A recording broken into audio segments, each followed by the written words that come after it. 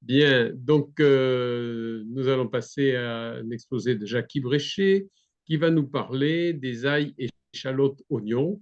Jacques Bréchet a eu une carrière dans le Val-de-Loire consacrée notamment, mais pas que, à l'échalote. Donc il est parfaitement bien placé pour nous en parler. Et sans plus tarder, je lui laisse la parole. Alors, je voudrais démarrer mon PowerPoint. On voit parfaitement la page. Oui, nous y Voilà. Voilà, c'est bon. sommes. Très bien. Bonjour à tous. Donc, je suis invité à vous présenter successivement d'où viennent ces trois plantes que sont l'ail, l'oignon et l'échalote, comment elles ont été introduites et domestiquées jusque chez nous, et comment elles ont fait l'objet de sélection pour en venir aux variétés modernes, celles en particulier que nous consommons. Ces trois légumes à vocation essentiellement condimentaire sont classés dans les alliums alimentaires. Et ce genre allium comprend un très grand nombre de plantes, estimées à plus de 700 espèces. Alors, parmi lesquelles on a ces trois-là qui prennent une place notable dans l'alimentation humaine.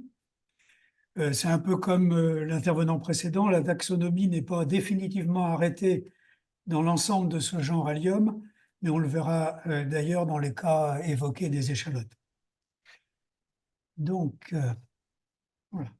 Sachant qu'on a affaire à trois espèces, on peut retenir qu'elles représentent près de 680 000 tonnes quand même consommées en France chaque année, à comparer aux plus de 5 millions de tonnes pour l'ensemble des légumes, soit de l'ordre de 13% du total, ce qui est donc relativement conséquent, eu égard à cette vocation principalement condimentaire, apportant au mets avant tout un complément de goût auquel s'ajoutent quelques arguments bénéfiques sur la santé. Alors on pourra revenir à ces chiffres si certains le souhaitent dans la discussion ensuite. Et c'est leur propriété singulière qui explique le travail d'amélioration et de domestication entrepris de longue date par les humains, depuis la découverte de ces plantes sauvages dans leurs différentes aires d'origine et au gré des échanges commerciaux. Alors, leur aspect botanique est en effet assez particulier. Cette image nous le montre. Ce sont des plantes généralement herbacées, vivaces à bulbes et à feuilles simples, engainantes et aux fleurs formant une ombelle à l'extrémité d'une hampe nue. Alors, ce sont des monocotylédones hermaphrodites de la famille des Amaryllidaceae, anciennement ce qu'on appelait les liliacées. Les fleurs comportent 6 étamines entourant un style émergent et le fruit est une capsule qui contient les graines. Certaines, en plus de leur tendance à la reproduction sexuée par graines, se multiplient donc végétativement à partir de bulbilles, et en général provenant de la souche, parfois des inflorescences. Et quand on parle d'allium alimentaire, on évoque aussi des plantes au goût et à l'odeur spécifiques. En effet, quand on broie ces trois produits, une odeur forte assez typique de chaque espèce se dégage, due à des précurseurs soufrés qui se transforment en sulfure volatile par le biais d'une enzyme, par exemple chez l'ail, ça s'appelle l'alliinase. Alors, tout d'abord, explorons l'ail, Allium sativum, et son aire d'origine.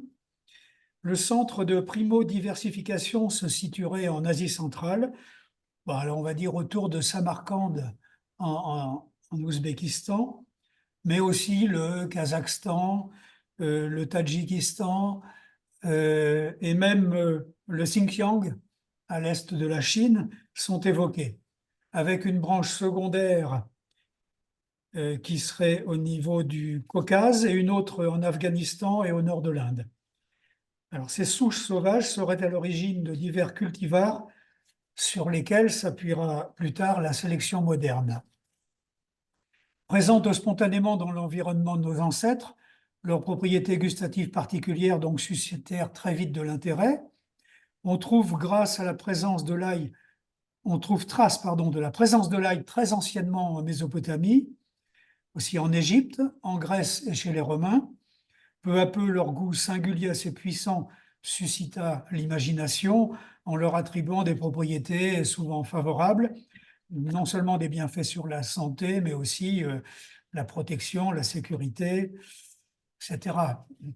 On peut penser que la relative aisance avec laquelle il était possible de multiplier ces plantes l'année suivante à partir de petits bulbes conservés, les gousses ou cailleux, fut facteur d'amélioration notable qui permit de passer progressivement à des formes plus évoluées aux performances accrues.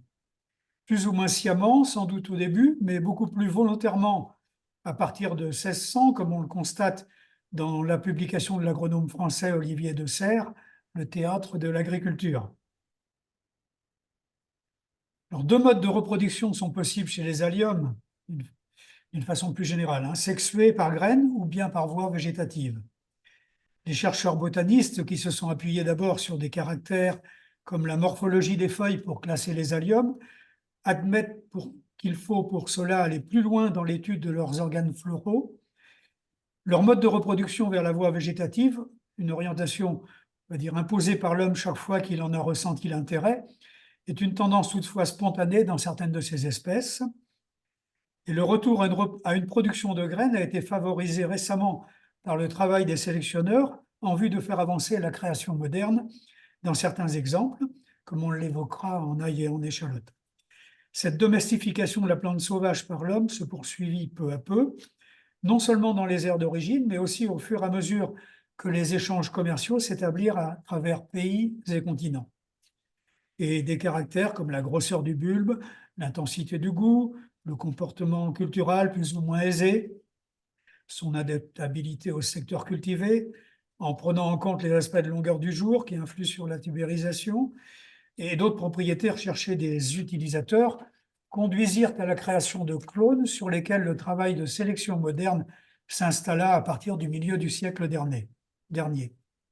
Et dans les années 1980, un travail collectif de spécialistes, physiologistes, sélectionneurs et phytopathologistes a recensé les groupes variétaux d'ail que l'on peut répertorier sur la planète.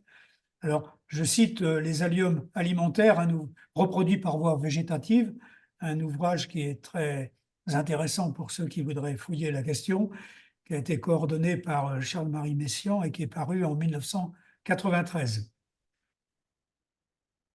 Alors, en ail, la sélection massale de populations en usage les premiers temps s'est ensuite perfectionnée vers un mode de sélection clonale.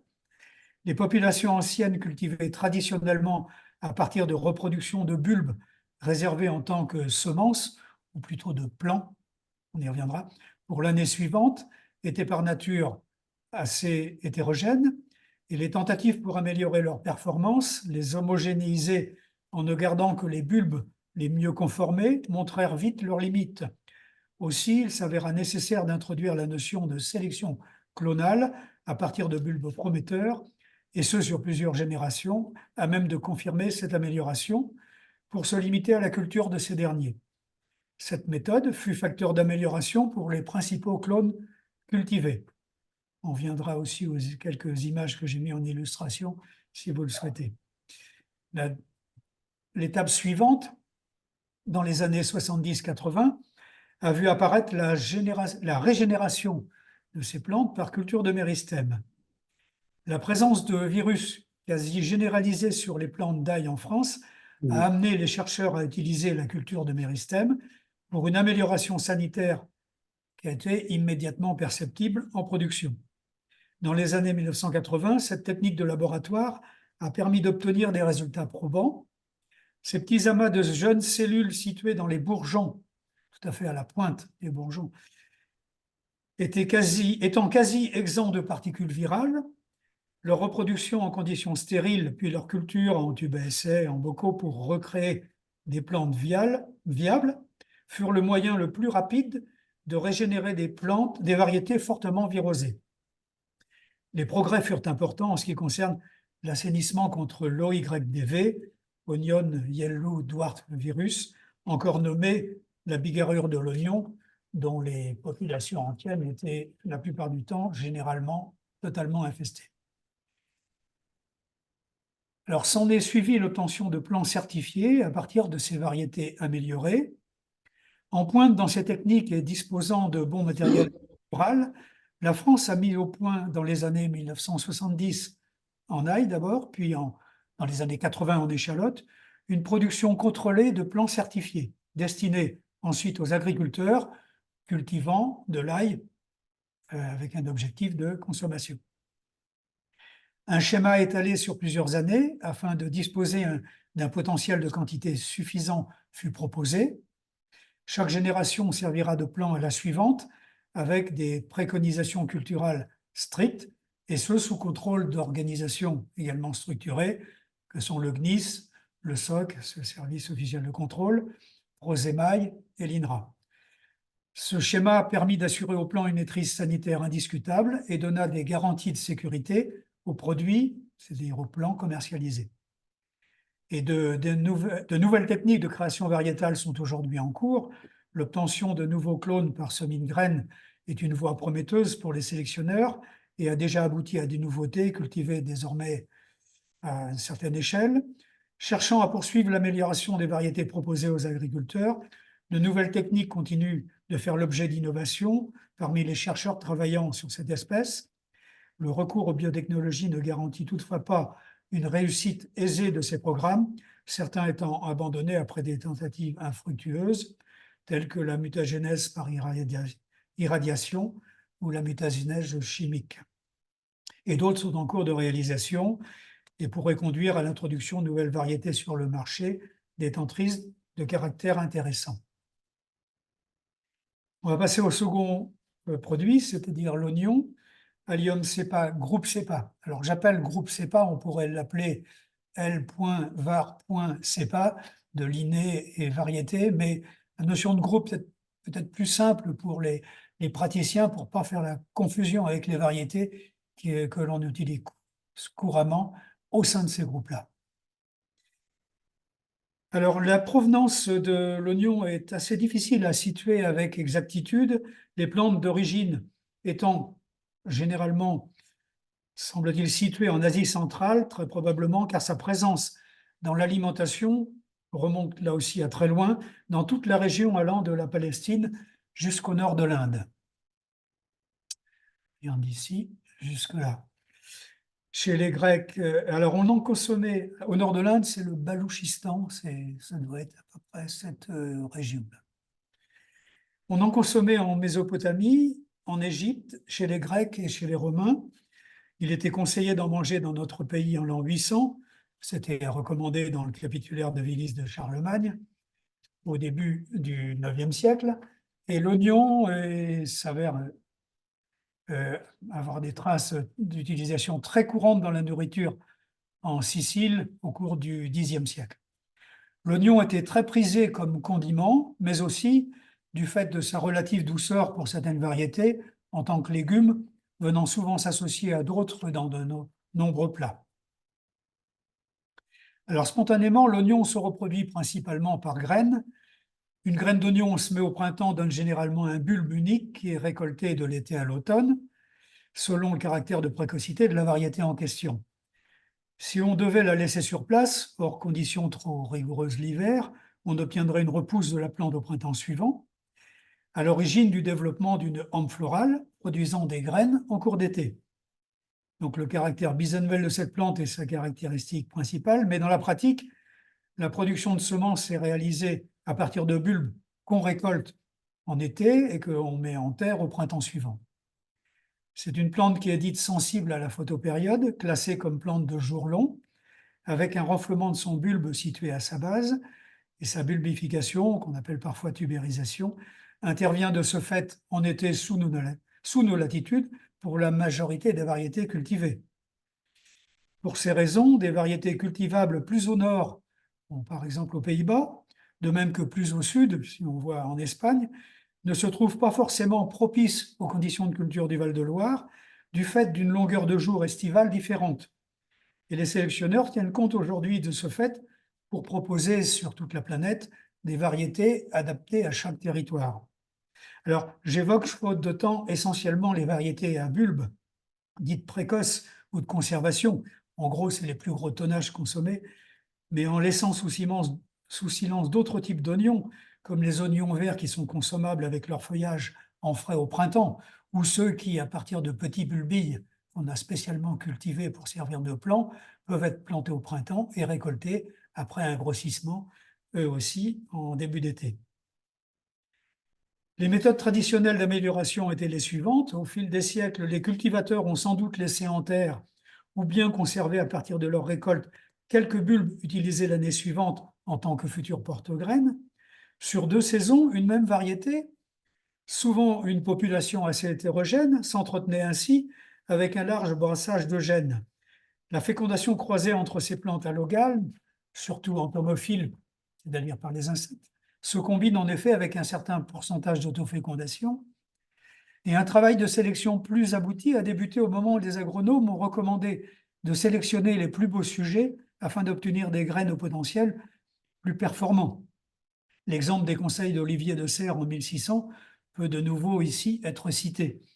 Les variétés populations issues de ces bonnes pratiques liées à l'observation furent donc exclusives jusqu'au milieu du siècle précédent, c'est-à-dire au XXe, avant que n'apparaissent les premières nouveautés obtenues volontairement de façon hybridée.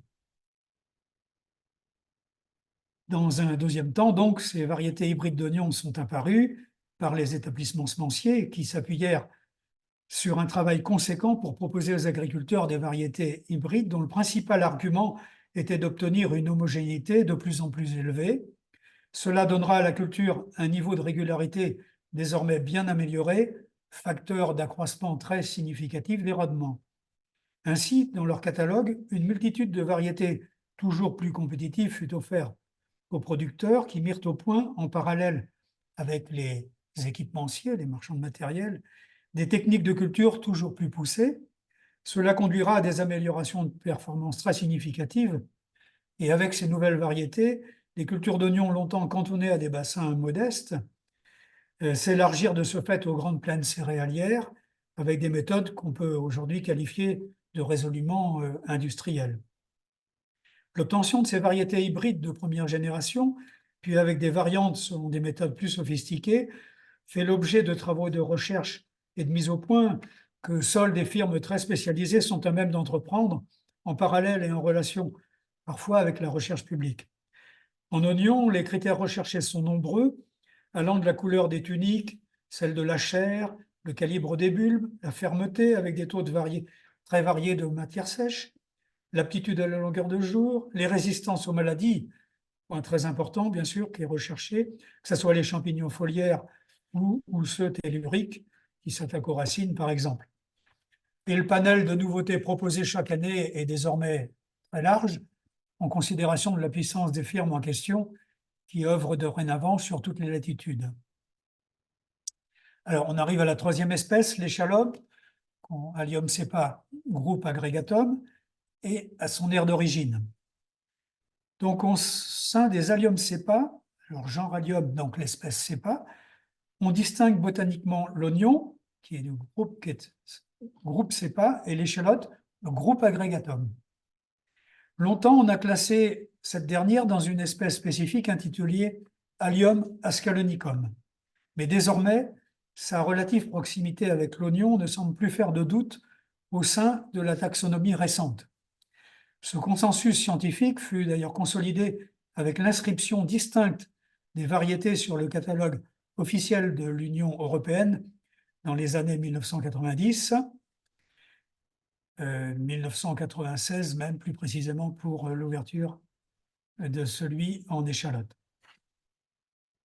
D'autre part, un oignon de forme allongée au léger goût d'échalote fut classé dans une rubrique spéciale intitulée Échalion, donc en fin 95, début 96, au sein de ce même catalogue oignon, donc distinctement donc, du catalogue échalote. Désormais, les choses sont très claires sur cette distinction.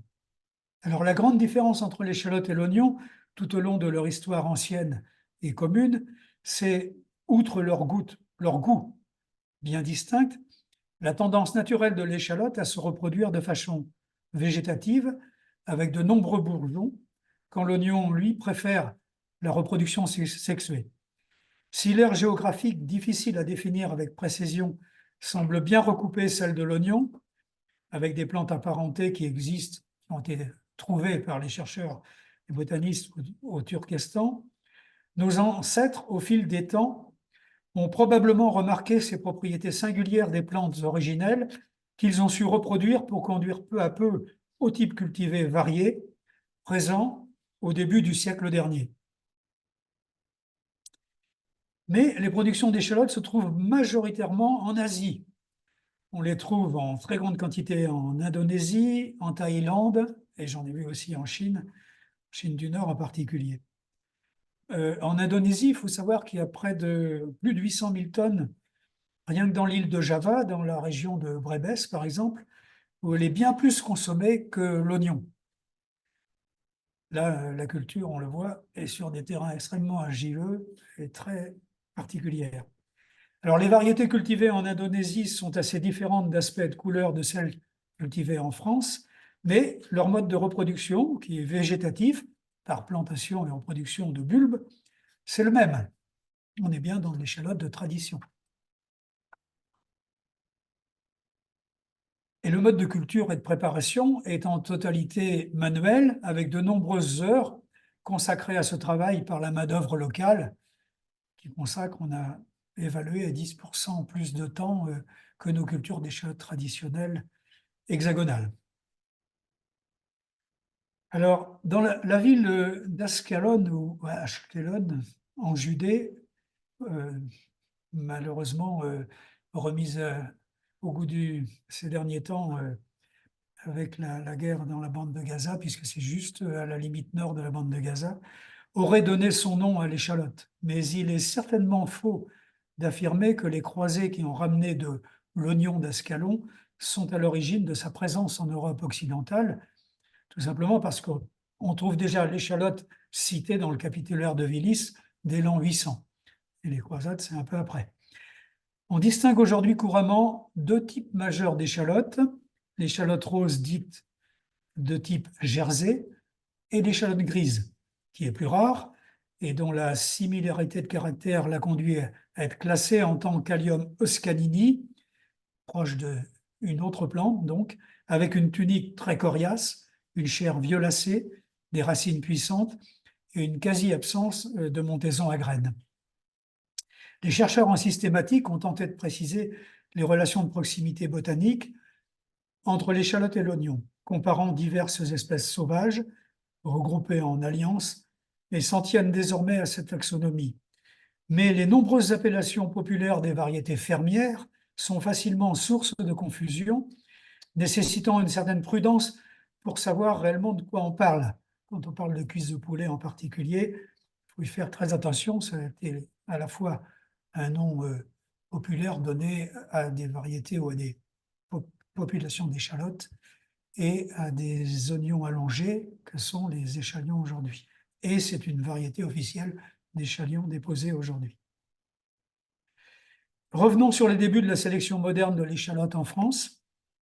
À l'amorce des années 1980, des premiers clones collectés à partir de variétés de populations fermières ont été régénérés sur le plan sanitaire à partir de cultures de méristème, comme ça a été évoqué en ail tout à l'heure.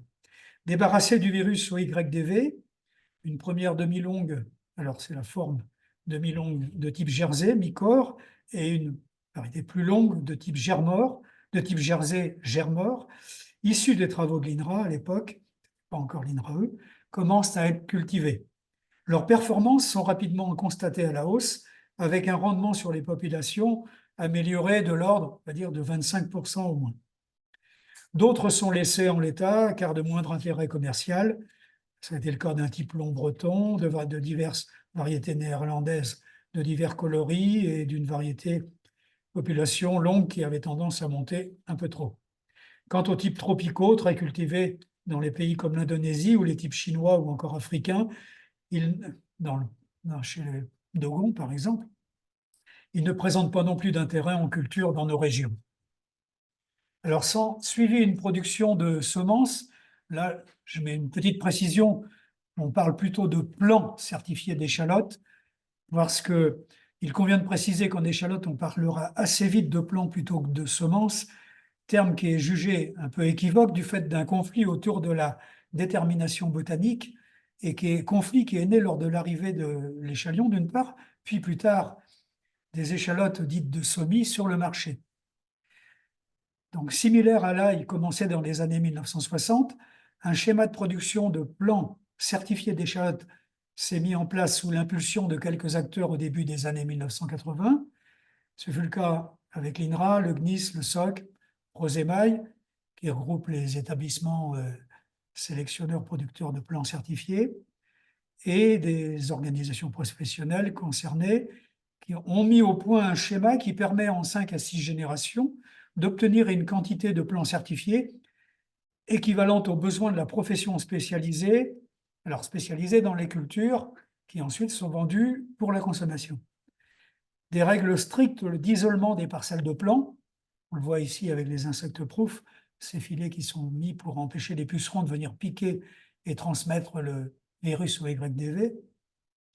Des règles aussi de rotation de parcelles, d'épuration stricte des plants qui seraient atteints de YDV ou d'autres maladies, et de contrôle par analyse sont imposés, auxquels s'ajoute une traçabilité précise de tout ce matériel végétal, l'objectif étant de mettre en main des cultivateurs acquéreurs de ce plan certifié une quasi parfaite, sinon une excellente garantie sanitaire contre virus et champignons telluriques.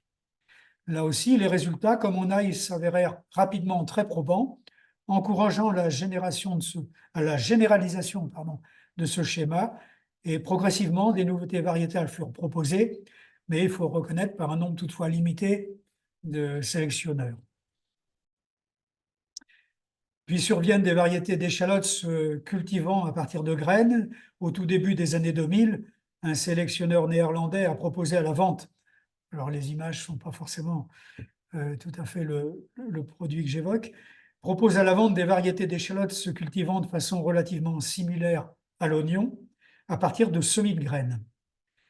Bon, ça a été source d'un conflit, mais au-delà de ce conflit, qui n'est d'ailleurs toujours pas clos fin 2023, il faut quand même le constater, et qui porte sur la légitimité d'appeler échalotes des plantes qui peuvent s'avérer, pour certaines, botaniquement peut-être plus proches de l'oignon, car elles sont issues pour beaucoup de croisements intraspécifiques entre groupe cepa et groupe agrégatum.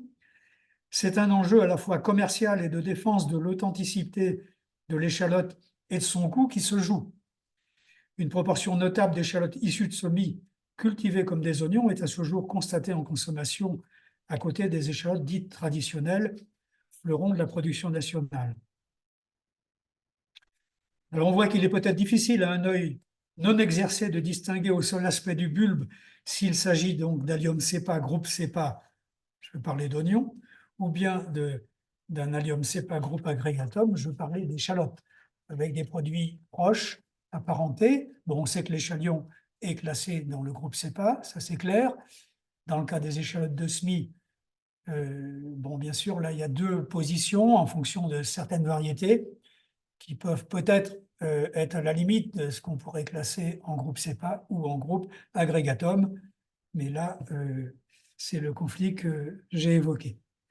Quand on est consommateur, il convient de faire confiance à l'étiquette. Si vous achetez de l'échalote traditionnelle, là, vous avez la garantie qu'on est dans le groupe agrégatum et donc dans les échalotes. Il faut également signaler les démarches de certification d'origine et de qualité qui offrent aux consommateurs une certitude supplémentaire d'avoir affaire à un produit puissant et fort en goût lors de l'acte d'achat. Bon, c'est l'exemple de l'IGP échalote d'Anjou, je ne pouvais pas ne pas la citer, bien sûr. Toutefois, au-delà de ce problème, il faut se souvenir que c'est aussi par la production de graines, en provoquant la montaison des clones, de certains clones, que sont passés nos chercheurs hexagonaux, créateurs de certaines variétés récentes, avant de revenir en reproduction végétative, garante de leur identité incontestable d'échalote. Et pour conclure, je voudrais dire que l'ail, l'oignon et l'échalote sont donc trois alliums condimentaires importés de divers secteurs d'Asie centrale qui ont pris une place importante dans notre alimentation. J'ai mis cette image d'ail de Chine parce que on est très loin des quantités, il se produit en Chine des quantités très très importantes d'ail, beaucoup plus importantes que ce qu'on peut produire et consommer dans l'Union européenne. Et Et donc, voilà, pour illustrer, il me semblait que c'était important de quand même l'évoquer. Il est loin le temps où nos ancêtres, constatant la particularité du goût et de l'odeur de ces plantes singulières et attrayantes, travaillèrent peu à peu, d'abord de façon très empirique, sans doute, à leur amélioration au fil des siècles. Et les connaissances scientifiques de plus en plus approfondies permettent aujourd'hui aux établissements semenciers d'offrir aux agriculteurs des variétés toujours plus performantes, et ce, au grand plaisir des consommateurs. Les jardiniers peuvent aussi, bien sûr, continuer de travailler, s'ils le désirent, avec les variétés population, mais qui sont difficiles quand même à sauvegarder, étant donné ce qu'on a évoqué au niveau viral tout à l'heure. Et un travail de fond est entrepris pour rechercher et sauvegarder des plantes sauvages proches et dont le potentiel génétique est à même de fournir des caractères utiles à la création des variétés de demain. On peut penser un peu aussi à l'introduction de gènes d'Allium rholei dans les échalotes pour créer des variétés, ou dans les oignons pour créer des variétés qui soient résistantes le plus possible à ce fameux champignon qu'est le mildiou, hein, qui attaque toutes ces espèces et qui permettent bien sûr de limiter l'utilisation des produits de protection des plantes que vous connaissez. Merci de votre écoute. Ah, j'entends pas Daniel Véchambre, qui n'a pas coupé, qui n'a pas remis Daniel, remets ton micro. son micro. Voilà. Donc, merci Jackie pour cette intervention très complète. Et sans attendre, on va passer directement aux questions. Et il y en a une immédiate qui arrive sur y existe-t-il des organismes publics qui conduisent des recherches sur la génétique des alliums en France ou à l'étranger? Alors, je vais dire, il y a eu beaucoup. Y a-t-il encore? Ben, je crains qu'il n'y ait pas beaucoup, justement, sur ces espèces très spécifiques, très particulières. La recherche publique a été fondamentale, essentielle pour l'apparition des variétés qui sont cultivées aujourd'hui. Mais bon, pour des questions d'orientation, sans doute de moyens, c'est plus la recherche privée qui maintenant travaille. Je crois pouvoir le dire. Bon, je suis un retraité depuis 10 ans et un peu moins au fait des derniers travaux en question, mais je pense que c'est surtout la recherche privée qui avance désormais sur ces sujets de création variétale. Alors, de façon plus technique, en revenant sur l'oignon, il y a une question qui demande, qui s'inquiète en fait, pose la question sur les réserves de l'oignon et s'il existe naturellement un renouvellement végétatif par cailleux dans les bulbes d'oignon une fois vidés de ces réserves. Ah, la question est un peu compliquée. Un bulbe l'oignon vidé de ses réserves. Qu'est-ce qu'a voulu dire Après monter à graines. Hein. Ah, bah après monter à graines, il reste plus grand-chose, hein. L'oignon s'est épuisé pratiquement complètement et c'est le but pour donner les hampes florales et les graines à l'extrémité. Donc, les réserves initiales, elles ont disparu, elles ont servi à alimenter les hampes florales, à raison de 2, 3, 4 ou 5, ça dépend des pieds. Là aussi, ça dépend beaucoup du calibre du bulbe qui a été planté en terre pour donner des graines. Mais lui, il a plus, enfin, je ne vois pas, il a plus d'intérêt en tant que tel. Il va Donc, être ils ne détruit. forment pas des cailleux qui pourraient poursuivre la vie du Ah, même. peut-être aussi, mais alors, euh, bon, dans quel intérêt véritablement la finalité de mettre en place une culture de porte-graines est bien celle de récolter des graines. Si on veut faire de la reproduction végétative, si on peut peut-être récupérer quelques cailleux momentanément qui se seraient développés à la base, pourquoi pas? Mais je crois pas que ça soit. En tout cas, c'est pas une pratique chez les agriculteurs en général, peut-être chez les jardiniers si certains ont cette opportunité. Alors maintenant, une question qui est avec un point d'interrogation sur les cébètes. Où se classent les cébètes? Alors là, on est dans d'autres alliums. La cébette, alors il y a la ciboule et la ciboulette, parce que c'est un nom commun, là aussi. Donc là, il ne faut pas se tromper dans la définition. On n'est plus dans les Allium nicepa ni sativum. Bon, si on est dans la ciboule, on serait plutôt dans l'Allium fistulosum. Et si on est dans la ciboulette, on serait plutôt dans l'Allium quenoprasum. Je pense que la cébette, c'est plus souvent la ciboulette que l'on dénomme comme ça dans les jardins où on peut contester ce que je raconte, hein, mais je pense que c'est plutôt ce qui est couramment utilisé, un nom commun de ciboulette. Donc, ce qu'il faut retenir, c'est que ce sont des espèces différentes.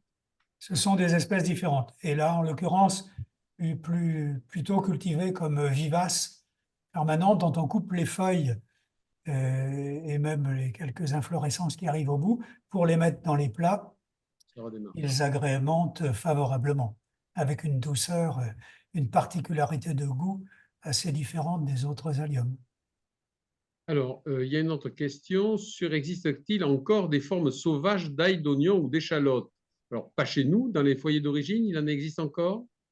Ah, il est probable qu'il en existe encore, mais voilà, seuls les chercheurs qui, avec leur sac à dos, vont à la rencontre, la découverte de ces plantes dans ces régions pas toujours faciles forcément d'accès, pourraient nous le dire, mais probablement. Je ne Oui, vois puisque pas de toute façon, pourquoi elles ne seraient pas encore oui, puisque possiblement présentes, puisque l'allium reléi que j'évoquais est un peu différent, mais a ce caractère de résistance aux champignons qui est le Peronospora destructeur, c'est-à-dire le mildiou, et a été trouvé aussi à travers prospection de chercheurs ces dernières années. donc il en reste. Bon, bien sûr, ce n'est pas dans nos régions, puisqu'il n'y a aucune. Par exemple, l'ail sauvage chez nous n'a rien à voir avec notre. Alors là encore, oui, les eaux où l'ail sauvage, comme il y a l'ail des ours par exemple, qu'on trouve dans les sous-bois, c'est encore un autre allium, c'est Allium ursinum. On a aussi l'ail des vignes, qui est parfois bon, proche, mais ça, cette fois, on est dans l'allium vinéal, donc c'est encore autre chose. Et il existe beaucoup d'alliums qui peuvent se ressembler et qui, au niveau de l'utilisation en particulier, par la coupe des jeunes feuilles ou des petites tiges, peuvent être utilisés dans l'alimentation avec des aspects proches. Il ne faut pas se tromper quand même. D'accord. Bon, il y a une précision justement sur Ashkelon qui se trouve en Israël. Oui, tu l'as dit. Il y a une question qui pose la question que l'échalion est-il un hybride entre l'oignon et l'échalote? Alors, c'est très difficile à dire. L'origine de ce produit, là encore, est pas très bien précisée. Il semblerait que entre les deux guerres mondiales, des oignons de Turquie aient été importés dans la région. Allez, ben, je vais citer, hein, c'est le Poitou, c'est au sud de l'Anjou, donc, et deux régions que je connais relativement bien, et que des jardiniers s'en sont emparés, en particulier des personnes issues de l'émigration turque, s'en sont emparés pour cultiver dans leur jardin. Ce produit étant proche de l'échalote, cette appellation un petit peu commune d'échalote est venue peu à peu, avant que quelques producteurs céréaliers du secteur, voyant cette culture pouvait avoir de l'intérêt, et sur le plan commercial, au niveau des marchés dans le Poitou, et finalement en Anjou, région proche, on a suivi un peu le même chemin. Eh bien, ces cultures se sont développées, d'abord sous l'appellation échalote cuisse de poulet, bon, ce qui a fait réagir la profession des cultivateurs d'échalotes traditionnelles, bien évidemment, et ce sont les travaux justement après en particulier coordonnés autour du GVES, qui ont permis d'aboutir à cette proposition qui était beaucoup plus réaliste et en phase avec la description botanique des produits en question. Il a été proposé de créer un groupe particulier qui a été baptisé Échalion à cette occasion et validé sous ce nom-là. Et finalement, l'échalion a pris son essor commercial, non seulement dans le Poitou, mais également dans les grandes cultures céréalières et aussi en Anjou, avec des variétés diverses comme cuisse de poulet en Poitou. Fuséor, qui est une variété que j'ai créée personnellement en Anjou au sein de la coopérative Florent d'Anjou, et quelques autres venant de semenciers d'établissements semenciers. Merci bien. Il y a une question qui demande pour les populations d'oignons différentes que l'on trouve en France, alors Trébaux, Simiane, Cévennes, Lézignan, Lescure, etc. Quand est-ce qu'elles se sont individualisées et apparues en France? Je serais tenté de dire que, bon, dans chaque région, tant les agriculteurs que les jardiniers se sont un peu focalisés sur le matériel végétal qu'ils avaient à disposition et que peu à peu, à travers leur sélection d'abord massale, puis ensuite plus poussée, clonale, comme j'ai évoqué tout à l'heure, on est arrivé à ce type un peu plus différencié. Ça, il faut remonter probablement avant le XXe siècle, hein, le XIXe déjà, puisque ces variétés étaient décrites, on l'a vu tout à l'heure, le catalogue Villemorin, etc., ou d'autres auteurs en font état. Donc ce sont un peu des types, comme en Anjou par exemple, j'ai mis une image sur la question, on a le type Mazet qui est toujours cité comme étant un type particulier, caractérisé aussi par sa très bonne conservation.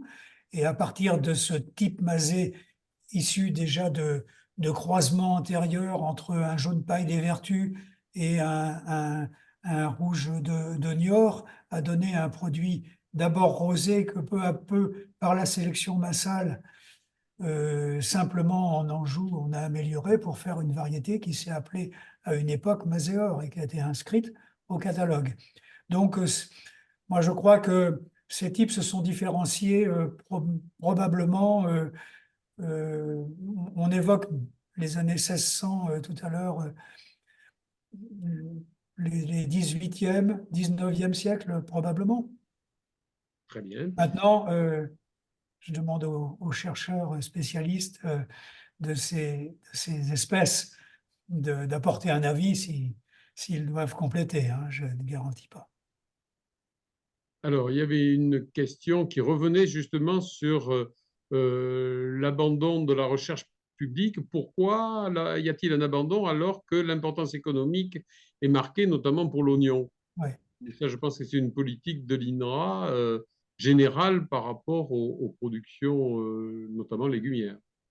Ouais, je pense que, bon, Je ne sais pas si tu es armé pour répondre, peut-être non, Michel non, Pitra. pas plus que toi, sans doute, Daniel, parce que, à moins que d'autres intervenants puissent effectivement, dans la stratégie et dans les choix, les priorités que l'INRA se doit sans doute de définir, plus axés vers la recherche très fondamentale, que la recherche plus appliquée, qui est aujourd'hui beaucoup plus dans la main du secteur public, du secteur privé, pardon. Il y a sans doute des priorités financières et ces espèces-là n'ont pas été sans doute priorisées, même si elles représentent une certaine importance. C'est tout à fait ça.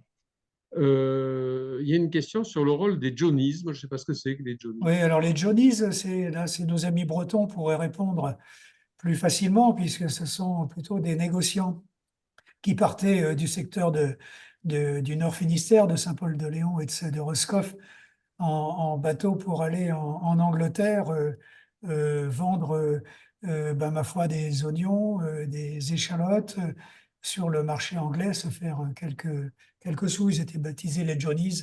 Bon, les Bretons seraient mieux à même d'en parler que moi. Il y a une question sur l'ail de Chine. Y Oui. a-t-il un ou plusieurs cailleux dans l'ail de Chine? À mon Alors avis, là aussi, il y a des types assez variés. Bon, l'ail, c'est un peu difficile là aussi de classer. Il y a différentes propositions qui sont faites pour faire des groupes, là aussi au sein de l'Allium sativum, le genre Allium et l'espèce Sativum. Et l'ail de Chine, ce serait plutôt non pas ce serait le groupe Pekinense. Là aussi, peut-être qui mériterait d'être plus travaillé.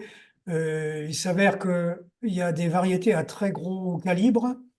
Moi, j'ai vu de la culture d'ail à grande échelle, mais j'ai jamais eu le temps en Chine d'étudier plus à fond ce sujet, cette espèce. Je le regrette malgré l'expérience que j'ai pu acquérir là-bas ces dernières années.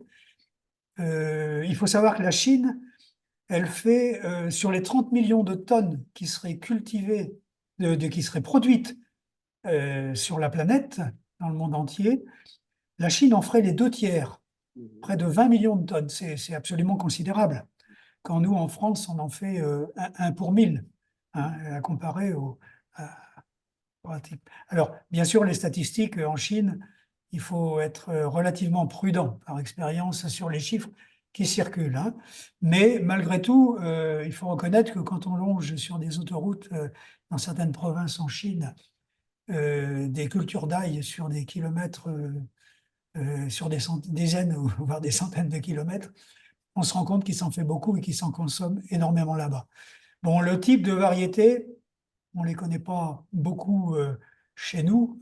Les spécialistes de l'ail pourraient peut-être mieux en parler, mais ils ne sont pas forcément adaptés non plus à nos conditions de culture sous nos latitudes et nos climats. le goût Et est un peu d'ailleurs, différent aussi. il y a aussi des difficultés sur le plan des relations commerciales, parce que je crois qu'elles sont soumises à des quotas d'importation, à des accords internationaux qui font que l'Union européenne, les grands pays comme l'Espagne, hein, qui en fait beaucoup plus que nous, qui en produit beaucoup plus que ce qu'on fait en France, se sont fait très peur de voir arriver l'Indochine à un moment donné, qui aurait pu, en peu de temps, effondrer complètement les productions nationales de l'Union européenne. Il y avait Je une vais faire question répondre à ce qu'a demandé sur- le spécialiste, mais je ne peux pas faire mieux sur la caractérisation même de ces variétés de Chine. l'ail des ours dans tout ça. Oui, alors je citais tout à l'heure qu'il s'appelle plutôt Allium ursinum. Donc c'est là aussi, on n'est plus dans l'Allium sativum même. C'est un produit assez spécifique. D'ailleurs, son feuillage n'est pas le même hein, dans les sous-bois et c'est plutôt la feuille, je crois, que l'on consomme. Mais il faut être très prudent pour ne pas faire de confusion avec d'autres plantes qui sont proches, hein. Très bien. Alors, là, ce n'est pas une question, mais c'est quelqu'un dans l'assistance qui travaille au GVS, Charles-Henri Duval, qui nous dit que nous ne réalisons pas, le GVS ne réalise pas de recherche, mais en 2021, le GVS a créé un réseau de conservation des ressources phytogénétiques d'oignons. Et c'est le GVS qui est l'animateur et qui compte 9 partenaires, alors je présume en Europe, mais peut-être pas que. Nous conservons notamment la collection provenant des travaux de recherche de l'INRA. Voilà. Très bien. Mhm. Euh, Je vais vous interrompre, là, c'est pas très gentil, mais si mais nous sommes à la fin, Yvette, nous je sommes crois que voilà, tu es presque à la fin oui, quasiment. et on va repérer quelques questions que l'on n'a pas pu poser. Et si Jackie veut bien, on les lui transmet, nous les lui transmettons Oui, et Jackie pourra répondre. voilà. Mais on avait pratiquement épuisé. Oui, pas tout à fait, il y en a encore un peu, mais Il y bon. avait encore un petit peu, notamment sur l'ail chinois qui envahissait la terre entière. Mais Voilà. c'est autre chose. Donc, si vous êtes d'accord, Jackie, on fait comme ça. Très bien, j'arrête le partage d'écran. Merci beaucoup, en tout cas.